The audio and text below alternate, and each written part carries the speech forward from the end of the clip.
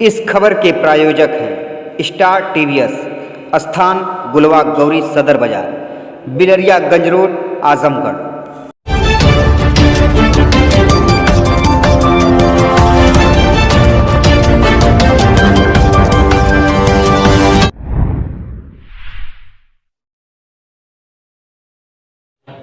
नमस्कार, मैं हूं ज्ञानेंद्र मिश्रा और आप देख रहे हैं शेरे आजमी न्यूज। सबसे तेज और सबसे सटीक खबर देखने के लिए बने रहिए शेरे आजमी न्यूज के साथ। अब खबर विस्तार से। युवा प्रॉपर्टी डीलर की गोली से मौत में पुलिस का बड़ा खुलासा। प्रेमिका के मिलने के चक्कर में किया था सुसाइड। गुमराह करने पर भाई पर मुकदमा दर्ज। जी हां, आपको बता दें कि आजमगढ़ में 14 फरवरी की रात शहर के सिधारी थाना अंतर्गत नरौली में युवा प्रॉपर्टी डीलर की संदिग्ध परिस्थितियों में मौत के मामले में पुलिस ने बड़ा खुलासा कर दिया। वैलेंटाइन डे पर अपनी प्रेमिका से जबरदस्ती मिलने के चक्कर में युवा प्रॉपर्टी डीलर ने आत्महत्या कर ली थी। आजमगढ़ के एसपी अनुराग आर्य ने बताया कि घटना की सूचना के बाद से ही पुलिस टीमें लगातार काम कर रही थी और हर एंगल से इसकी जांच की जा रही थी। मामले में कई सीसीटीवी फुटेज भी पुलिस के हाथ लगे, जिसके गहन निरीक्षण के बाद यह सामने आया कि मृतक राघवेश सिंह उर्फ टुनटुन सिंह का वर्ष 2015 से नरौली क्षेत्र निवासी महिला से प्रेम प्रसंग चल रहा था, लेकिन 2020 में दोनों पक्षों ने अलग अलग शादी कर ली और आपस में बातचीत भी बंद हो गई। शादी के 2-3 महीने बाद ही अपनी प्रेमिका को फोन पर कॉल कर माफी मांगते हुए फिर से संबंध स्थापित करने का प्रयास किया, लेकिन महिला ने अपने वैवाहिक जीवन को देखते हुए मना कर दिया। लेकिन टुनटुन निरंतर संबंध बनाने का प्रयास करता रहा। अपने पति को छोड़ने का दबाव भी बनाने लगा, क्योंकि प्रेमिका यहाँ पर अध्यापिका है, उसको अपने ससुराल जाने की बात करती थी तो उस पर वह काफ़ी गुस्सा हो जाता था। टुनटुन के द्वारा जनवरी 2022 में अपनी प्रेमिका की चैटिंग में कॉल रिकॉर्डिंग को उसके पति के फ़ोन पर भेज दिया गया था, जिससे महिला के वैवाहिक जीवन में भी तनाव और दरार आ गया था। प्रेमिका की छोटी बहन के माध्यम से ही महिला से वार्ता करने का निरंतर प्रयास करता था। 14 फरवरी को वैलेंटाइन डे होने के कारण नरौली मोहल्ले में लगभग 7 बजे पहुंचकर जबरदस्ती दबाव बनाकर उसे वार्ता की और मिलने का इच्छा जाहिर भी की। महिला ने मना कर दिया तो घर में घुसकर महिला के परिजनों को सब कुछ बता देने की धमकी भी देने लगा। महिला के फ़ोन काट देने पर उसके घर के पास कार खड़ी कर कार में बैठकर तमंचे से हवाई फायरिंग भी किया। इसके बाद भी महिला के मना करने पर थोड़ी दूर गाड़ी ले जाकर अवैध तमंचे से अपने सीने पर गोली मारकर आत्महत्या कर ली।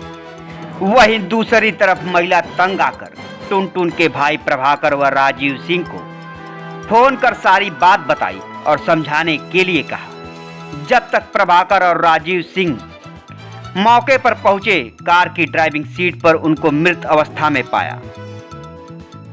जांघ पर 315 बोर का तमंचा भी था। कुल मिलाकर घटना के समय टुनटुन अपनी कार में अकेला था। अब पुलिस ने मामले में पुलिस को गुमराह कर फर्जी मुकदमा दर्ज कराने पर टुनटुन के भाई के खिलाफ भी मुकदमा दर्ज किया है। वहीं घटना की प्रयुक्त तमंचा को ठिकाने लगाने वाले राजीव सिंह को गिरफ्तार कर जेल भी भेज दिया है। मामले का खुलासा करते हुए पुलिस अधीक्षक अनुराग आर्य ने पत्रकारों से हुई बातचीत में क्या कहा, आइए आपको दिखाते हैं रिपोर्ट। थाना सिधारी अंतर्गत परसों रात में लगभग 9:30 बजे पुलिस को सूचना मिली थी कि जिला अस्पताल पे एक व्यक्ति जिसको सीने में गोली लगी है, उनकी डेड बॉडी आई है। इस संबंध में मौके पर सभी अधिकारियों के द्वारा मौका मुआयना किया गया।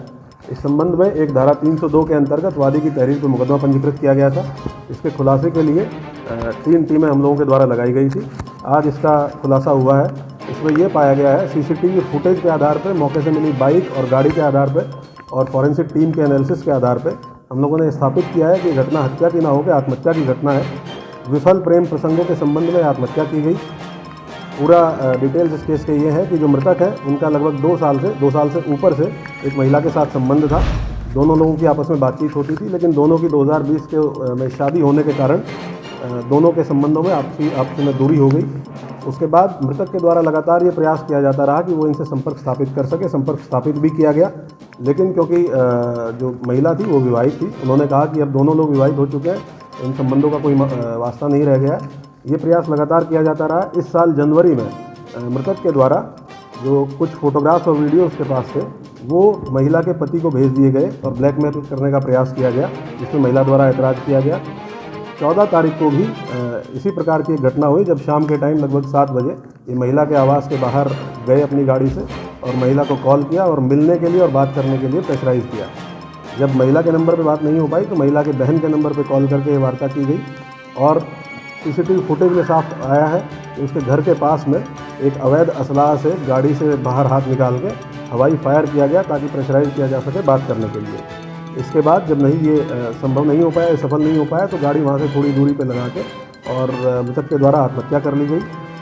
जो मृतक के भाई है, जो वादी मुकदमा है, और उनके दोस्त राजीव सिंह, इन दोनों लोगों के द्वारा मौके पे पहुंचना प्रमाणित है। सीसीटीवी फुटेज हमारे पास उसका है। जिस बाइक से गए वो बाइक भी पुलिस के द्वारा बरामद कर ली गई है और मौके से गाड़ी में खुद चलाते हुए दोनों लोगों के द्वारा हॉस्पिटल गाड़ी को ले जाना और हॉस्पिटल में डेड बॉडी को रखना, ये दोनों चीज़ें प्रमाणित हुई हैं। इसके साथ साथ जो तमंचा आत्महत्या में इस्तेमाल किया गया था, सीने में गोली मारने के लिए जो तमंचा इस्तेमाल किया गया था, वो भी पुलिस के द्वारा राजीव सिंह के पास से बरामद कर लिया गया है। जो तहरीर लिखवाई गई थी उसमें पुरानी जो रंजिश है उनको दर्शाते हुए और नामजद तहरीर लिखवाई गई थी, क्योंकि ये एक झूठी सूचना इनके द्वारा पुलिस को दी गई। उसके साथ साथ साक्ष्य को छिपाया गया और साक्ष्य के साथ छेड़छाड़ करने की कोशिश की गई। इस संबंध में उचित धाराओं को तरमीम पुलिस के द्वारा किया गया है।